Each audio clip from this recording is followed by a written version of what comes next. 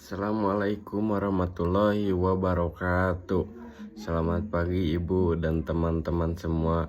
Puji syukur kita panjatkan kehadirat Allah Subhanahu wa Ta'ala, karena atas rahmat dan karunia-Nya kita dapat berkumpul di sini dalam keadaan sehat walafiat.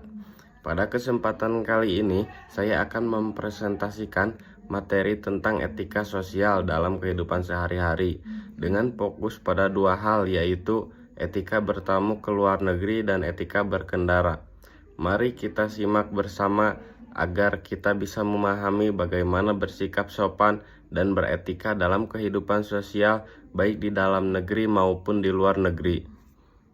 Kita langsung saja ke materi. Materi ini membahas bagaimana perilaku kita sebagai individu mencerminkan nilai-nilai sosial dan budaya yang baik.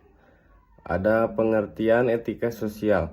Etika sosial adalah aturan atau norma yang mengatur hubungan antar manusia di masyarakat. Ini mencakup nilai kesopanan, rasa hormat, dan tanggung jawab sosial. Contohnya seperti berbicara sopan, menghormati orang lain, dan tidak bersikap egois di tempat umum. Dan yang selanjutnya ada pentingnya etika sosial. Mengapa etika sosial penting?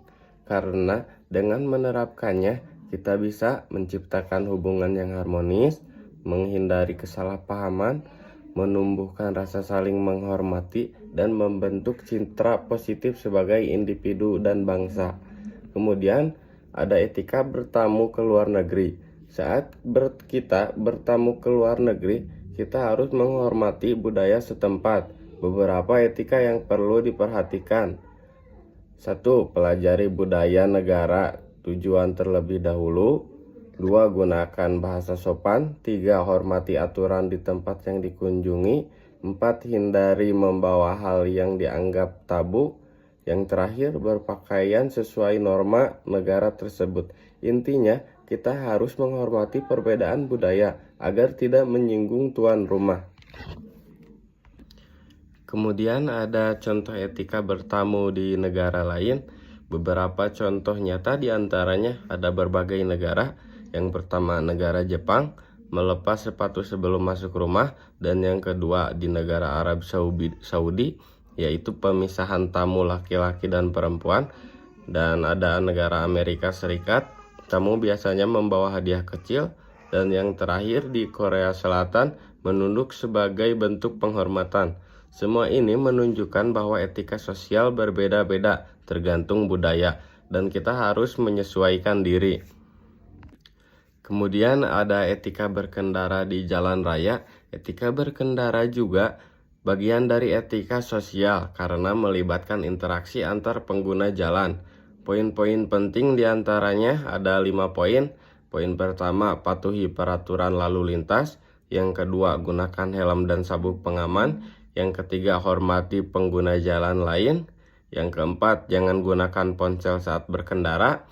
Dan yang terakhir, beri prioritas kepada pejalan kaki dan kendaraan darurat.